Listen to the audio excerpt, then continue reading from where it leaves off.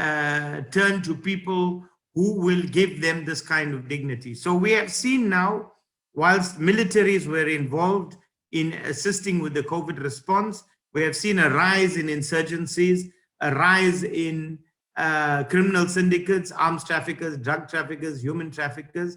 And these are the people who will exploit young people, recruit them into these movements and exploit them. One of the things that I want to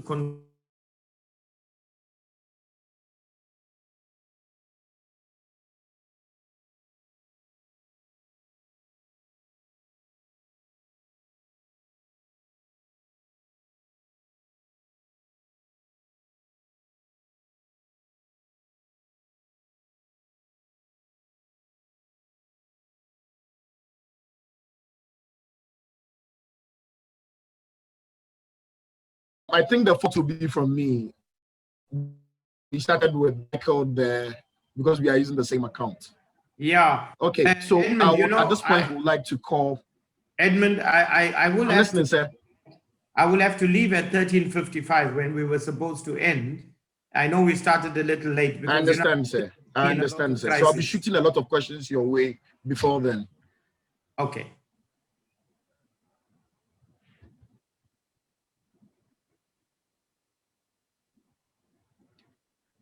I understand, sir. So now I would like to call Esinam Amuzu to give her remarks. Okay. Hello, Edmond. Can you hear me? I can hear you, Esinam. Okay. So yeah, good afternoon once again from my part of the world as well. I think basically Dr. Vasu has touched on some of the key areas when we talk about the issues around children and child labor or conflict and all of that. And I just want to reiterate the fact that let's not forget that a person starts from childhood, and whatever socialization you receive as a child has a lot of influence in what you tend out to become when you are growing up. And so once we are having a lot of our children being radicalized from that childhood into issues of conflict, into areas, unpleasant areas, then definitely when they grow up, it's going to definitely have an effect. And I think it is also worth discussing because, like Dr. Vasu mentioned, it concerns all of us.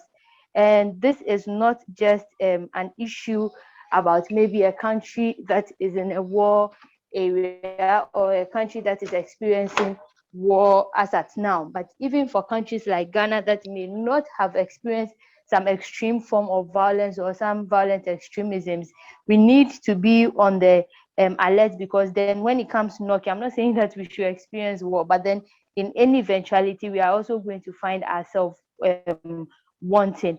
I just wanted to touch, I think he spoke about women being affected and all of that. And I also just wanted to say that, yes, in conflict areas, we see cases of rape really on the insurgents, especially against children.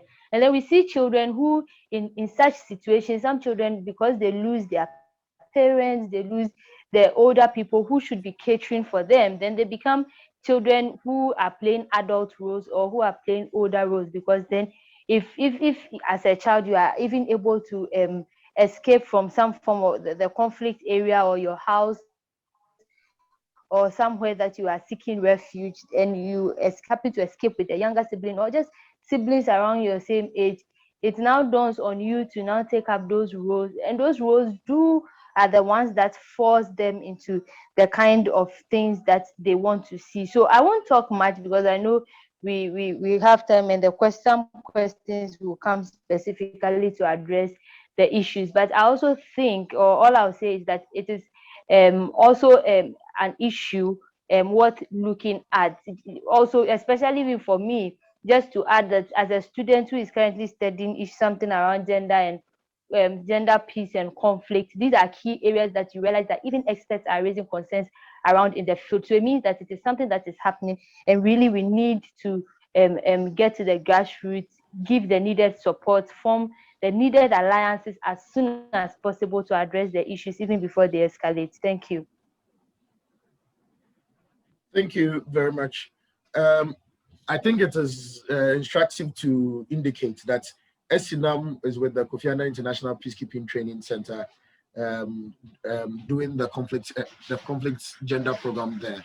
So before I bring in Seme, I'd like to ask, practically, as young people, as students, beyond the international conventions, beyond just the resolutions that the UN keep passing, denouncing things that are going on and all of that, as young people, what practical steps can we take? This goes to not just Dr. Vasu and Esinam, it goes to everybody who is in this roundtable. What practical steps can we take as young people? Do we have anyone volunteering to take that? Well, I can start, yeah, because Okay. I just also had a bite. I think that even before we go, what can we take? For me, I feel like it is worth commending young people already, because definitely commendation should even go to an institution like ASU, who have already started to think that this issue is worth discussing, and decided to bring people to say recommendation should go to institutions like yours, who say like localization of what young people can do. Look, the young numbers we have are so we are a large cohort, and we know that our continent currently has the largest young population when we talk about youth population globally and all of that. We should look at issues around forming coalitions and alliances. And you see, I even before I address that, the truth is, I feel like maybe young people are doing something, but there's a gap. Perhaps we are not getting the needed support. And I'm very much happy to have people like Dr. Vasu and co, who are strongly ready and willing to support young people who have dedicated. Because to a large extent, even moving away from issues around peace, children, and conflict and all of that, even when you look at the other sectors, you have young people coming up with innovative ideas to do certain things, and the trust in the youth populace is not high. And so, or institutions think that if they want to give it to address, it is not worth, they are going to have issues. I won't say that as young people, as a youth cohort, we are perfect. But definitely, if we have a very good intergenerational dialogue going, so I'm kind of mixing a lot of the things here. I'm talking about supporting youth institutions to run projects or to run programs that are addressing the issues. I'm talking about having national dialogue. I'm very passionate, and you look at my age, and you look at Dr. Basus. Definitely, undeniably, he brings on board a lot of experience from the field. I am up on the table. It means as an older group have started addressing the issues, but what have they done right, or what did they not do right? If we are able to sit at the table as an upcoming generation and an outgoing generation to have intergenerational dialogues, then we are able to identify the gaps that have come or the flaws that we have had over the period. And then as a cohort coming on, as a youth group in the current context, we are able to now align it to suit our context.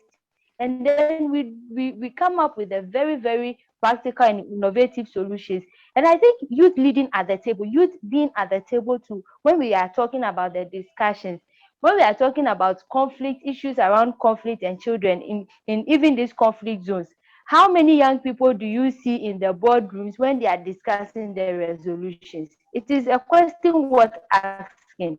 It is an analysis worth doing. Because if you do not bring the group that you want to help address the issue on the board or at the table to address the issue, then it is like you discuss and you want the young person to be involved in something. If young people are given a seat at the table, when we talk about dialoguing, even in addressing these issues, if we have the young people at the table, then they are able to express the issues as it relates to them.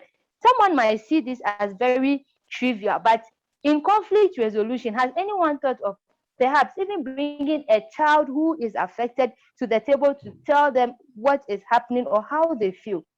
That might seem very trivial or really, really not necessary because they are children. And we come from a part of the world where children should be seen and probably not be heard. And so I think I'll stop with this, not because I don't have many more points, but I want to also hear, I'm very happy to have an intergenerational dialogue. I want to hear from Dr. Vasu. I want to hear from the other speaker. And then I can add on as to some of the practical solutions. But I feel like the solutions are all around us. We need intergenerational dialogue. We need young people at the table. And we need to walk the talk of supporting youth institutions, youth-led organizations, youth projects, youth programming that seek genuine ones, of course, that seek to address the issue that we are talking about. Over, Edmund. Okay, thank you very much, Esinam. Like she said, it's often that we expect to have the youth be seen and not be heard. And someone was telling me that if you are not at the table, you are on the table. You are the menu. You are the one being served. I remember when they were resolving the Sierra Leonean conflicts, President Tijan Kaba at the conference brought a child there just to show the child with missing limbs,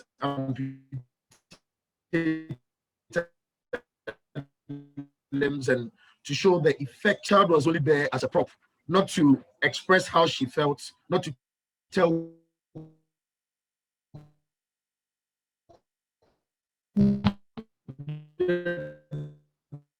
that, not to tell the damage that has been caused to her. Has been working on convening a working group on youth peace and security. And among the many things that we want to look at is children's involvement in conflict. We've also been collaborating with Dr. Vasu's group, the Global Peace, since for the past almost 3 years. Kobla has been with us. Dr. Vasu joined us in Accra, and the 100 City project, I know with under the leadership of Kobla, we have been able to do so. So we all want to work together to get to.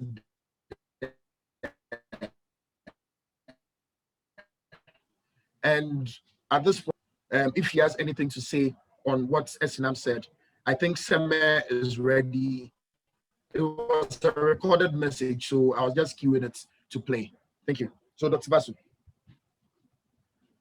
Yeah, no, I mean, S&M covered it very well, I think, and you also said it, S&M, very passionately also. I think we need to make sure that we have a network of young people who are raising this issue, and I agree with you, it needs to be an intergenerational dialogue, because you can't solve the problem with one side of the equation. You have to solve the problem with both sides of the equation. And, you know, when we started Global Peace, we started it because young people were saying, you know, our leaders talk about us, but not with us. And that was the reason we came up with Global Peace, to create a platform for young people to talk with their leaders, not allow their leaders just to talk about them.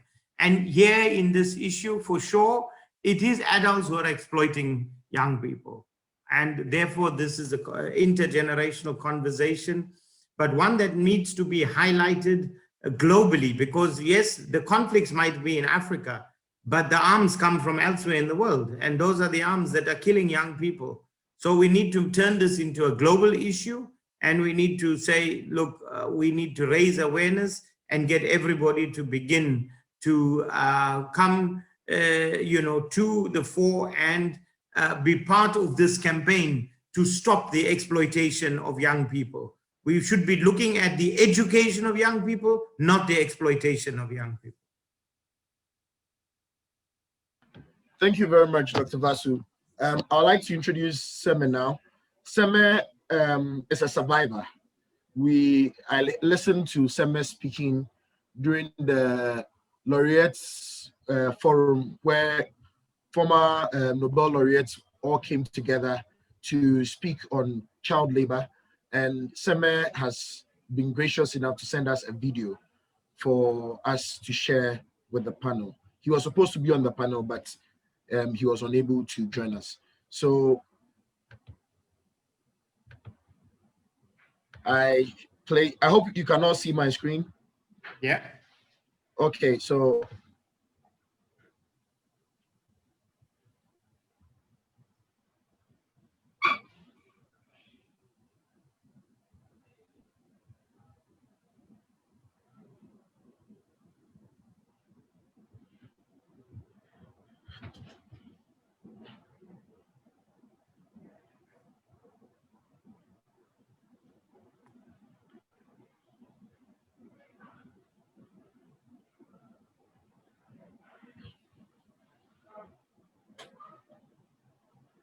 I don't know if it's only me, Edmund, but there is no volume. okay, so I'll increase the volume immediately. And so I'll just quickly resolve it. I've just been prompted. Volume is high.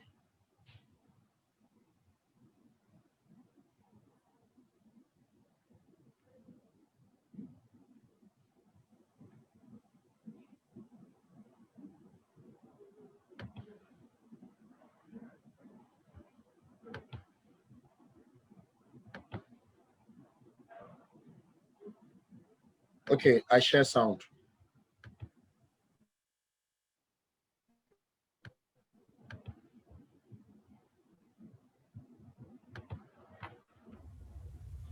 Hello, everyone. Please, can you hear? My name is Samuel Faustino. Yes, we can now. Executive Director. Yes, we can hear. International. And Truth Work International is a faith-based organization in Bidibidi Refugee Settlement, northern Uganda. We are based in particularly Yumbe district. And Truth Work International works with children, youth, and the elderly. Generally, we work with the vulnerable population. I am so grateful for to be part of this discussion today that we are talking about child labor in a conflict zone. So I have to say that whenever there is conflict, there are these two things. One is violence, two is hunger. Once violence comes in, we see that people look to see that they have to move into a peaceful place. And when you go to another place, or when you move out of your place, you see that there are very many things in that new place that you need to start with. That is like actually you're starting afresh.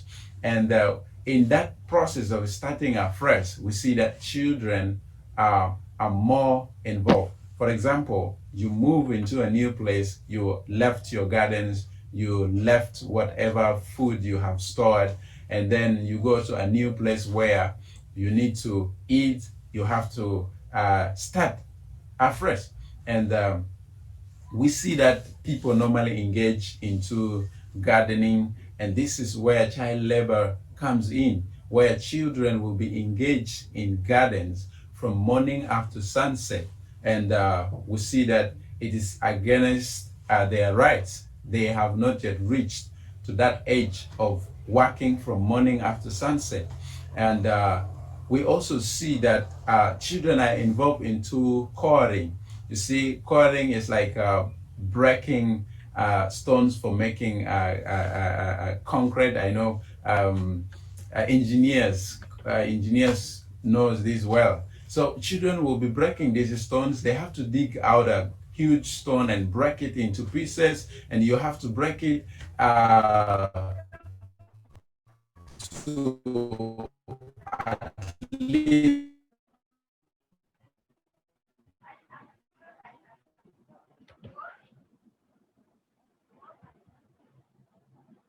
after sunset. You move on the street with things on your head, and also along that street you see that children, more especially the girls, they are caught up into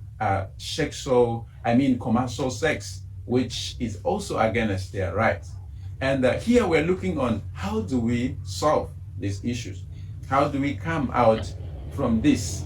How do we protect children from this case?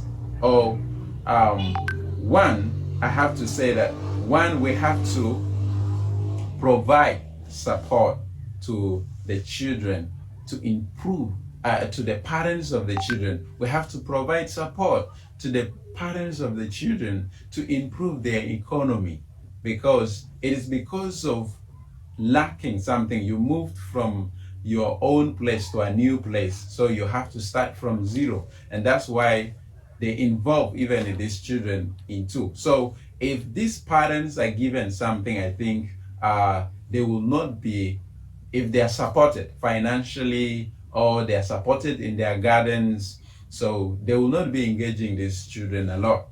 That is one thing that we can save these children from child labor. And then two, we have to encourage the national laws. They have to be encouraged, and they have to be implemented by the lawmakers. And these laws, they also have to be taught to the parents or to the entire community, so that the entire community knows that if we engage children into such kind of work, we will be arrested or we will be accountable for it. And then the third thing is that we have to be equipping the leaders, the community leaders, could be faith leaders, the government leaders, and the community leaders, and including the parents. We have to engage them to teach them about child policy, so child protection policies, so that the whole community have a knowledge of it. So these people have to be brought all together, and they have to be taken through these trainings together, so that they will hold themselves all accountable. Because if we teach one side, the other side will say, no, I don't know about it. So they have to be brought all together. The church leaders, the community leaders, the government official, and the lawmakers, they have to be brought all together and be taken through child protection policies, so that they can all hold themselves accountable if there's any other things. So these are the three things mainly I can see that if they're implemented, we can see that children will be out of child labor. Thank you so much.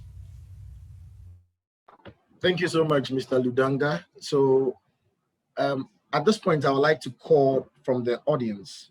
I would like to call Mr. Mohammed Kamis. I hope I got it right. If I butchered your name, you will have to forgive me. Mohammed, if you can hear me, the floor is yours. If you have any contribution.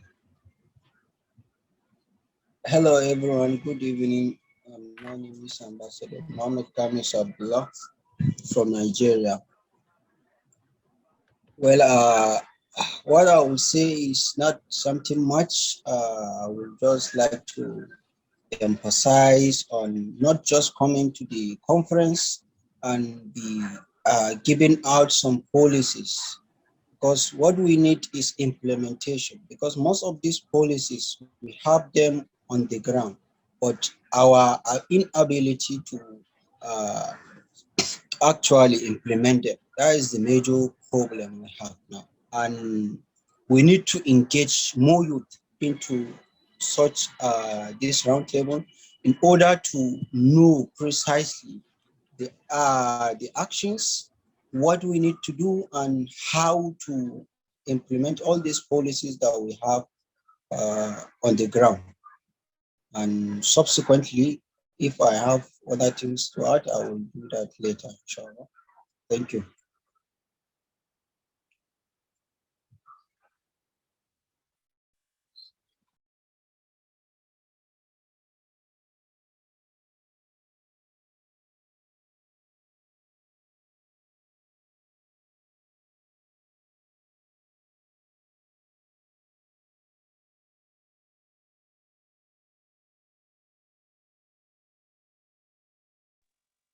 Edmund, you are muted.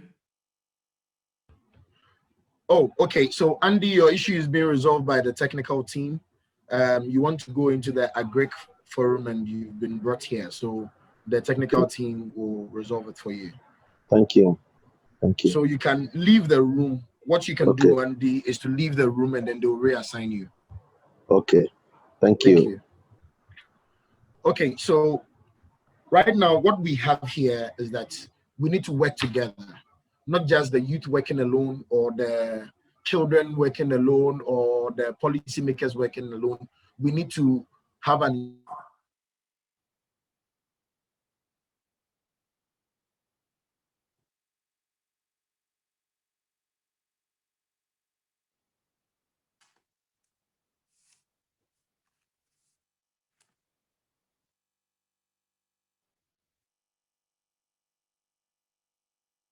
Sandy.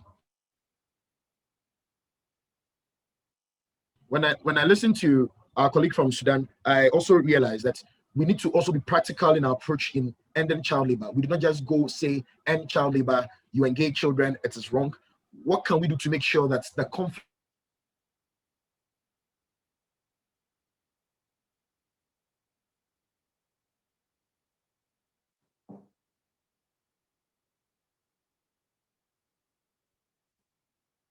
to justify the engagement of children? We make sure that these factors are removed and dealt with. When we're able to deal with these at the root level, at the root cause, we will be able to effectively remove child labor from the conflict scenario. And the first thing, in my opinion, is putting in more resources in conflict prevention. Dr. Vasu, if you have any, you mentioned that you believe in us soon, so we would like to tap again into you before you depart of us. Well, Edmund, I think I want to pick up from your closing point there about conflict prevention, because this is the key. And how do you prevent conflict? Well, in the first instance, conflict is prevented if you deal, as you said, with the root causes. And the root causes are poverty, unemployment, inequality. This is the root cause of our problems. And those are the long-term transformation things that governments need to engage in. And in Africa today, I can tell you, I have been working on conflict for the last 30 years. I'm sure some of you were not even born when I started working on conflict. And really, if I think the last 10 years, we are in a worse situation the last 10 years than we have been in the previous period, although we had a lot of conflict. Just to give you a statistic, since 2010, there has been a 34% rise, 34% rise in the total number of children living in conflict zones, but a 170% rise in the number of incidents of grave violations against children in armed conflict. And the same with sexual exploitation for young people, it has increased. So we have got a very, very serious problem, and it is your future, because you people are in your 20s, maybe in your 30s, and in 10, 15 years time, you will be the leaders who will lead this continent. Or you might be the same marginalized youth who are exploited by warlords on the continent, and you will lead, like we saw now with our colleague from South Sudan, telling us about the hardships that he had. This is the same hardship that is awaiting all of you, unless you take action today. As Mohammed said, we don't need resolutions, we need action. So what is the action that we need to take? It's you as young people using social media. Today, lots of young people are on social media, but even warlords are on social media. Even government officials are on social media. So you could start a social media campaign around this. This is now real activism. Then these intergenerational forums like Global Peace that we have, which you are welcome to become part of, and you can put your voice on the platform together with leaders so that you put this and highlight these issues.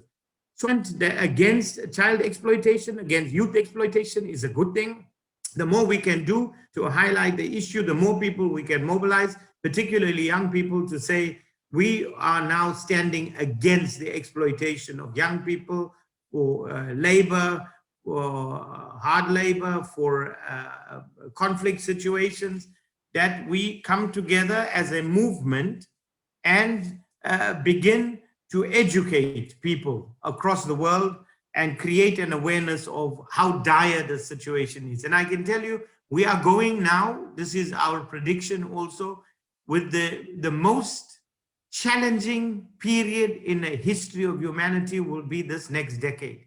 Because we are seeing not only conflict, not fear. You've seen starting in the US earlier this year when they stormed the Capitol, it was mainly, and we are seeing this across the world, that people are acting from fear.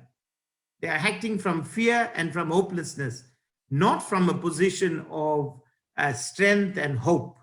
And so how do we build this into our societies?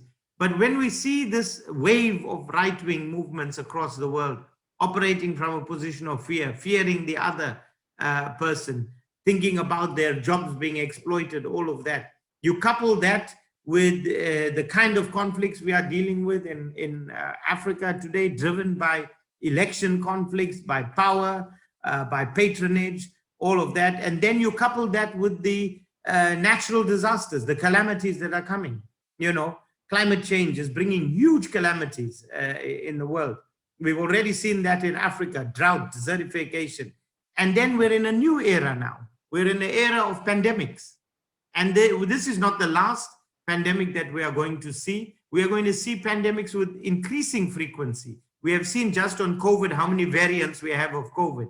And we know now that we might be with COVID for a long time, you know, to go. And then, of course, when you think of cybercrime is a new form of exploitation, where young people are exploited also on social media, but also at the same time, all of these hacking that's taking place, that's putting all your private information in the public domain, that's making you even more vulnerable to those who want to exploit. So what we are seeing in this decade that's coming is a convergence of a number of different factors. And that is why we are saying this will be one of the most challenging decades in the world. And as young people, this is the world you are going to enter. And you need to shape this world. You need to shape your own destiny. You can't be sitting there on the sideline and letting leaders shape the destiny, because I can tell you, we've done a real terrible job of shaping a future for you. So you better get up and stand up and go and shape your own future. Edmund, I'm going to have to leave you shortly, but I can take one or two comments or questions if anybody has, and then I'm sorry I have to leave you.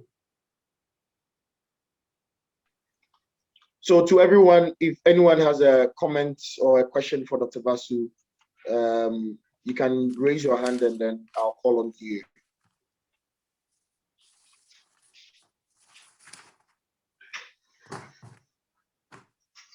In the absence of any, I would like to thank Dr. Vasu for attending to us every time we call on him. No matter how short the notice has been, he's always been available to join us to discuss some of these very important issues. We also have a commitment. As young people, we are committed to making sure that we do not rely on what we have been bequeathed by the departing generation, but we create the Africa we want, create the future we want. We don't want to just lead that agenda, we want to own it. And the only way we can own it is to position ourselves, anticipate the challenges we are to face in the decades to come, position ourselves in such a way that we will be able to handle them when they do come, because they will definitely come. With COVID, with the conflicts, with the us versus them scenario being created by right-wing organizations, with the fear and hopelessness being peddled as a day-to-day currency, with the digitization of crime, with the digitization of hate, with the digitization of labor and all of that, all the things that we try to fight against being digitized. We understand that it is not just one factor or just one enemy that we are dealing with, but it's a plurality of it. And we want to commit ourselves, build ourselves, and position ourselves. Thank you very much, Dr. Vasu. Thank you. And we will engage further post this discussion. So, Esinam,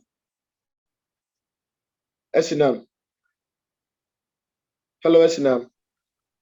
Hello, Edmond. Yeah, I'm still here. So, as you did mention early on, it's an intergenerational thing. So, like Dr. Vasu said, the older generation is leaving. We need to get up and handle things like we want to. And he just literally left. So it is left to us to handle the remainder, the final minutes of this discussion. Sure. So Hmm. if you have more to say, I know you do have more to say. So if you have more to say on the subject, I would like to hear that. Yeah, sure. Thank you very much. And I was very excited when I am hearing our third panelist talk. I don't want to murder his name, so I'll keep it at third panelist. Sharing his experience and some of the practical things. And I think I always say, you know, when something has probably not affected you directly before, you kind of see it and hear it, and you think it's very far away.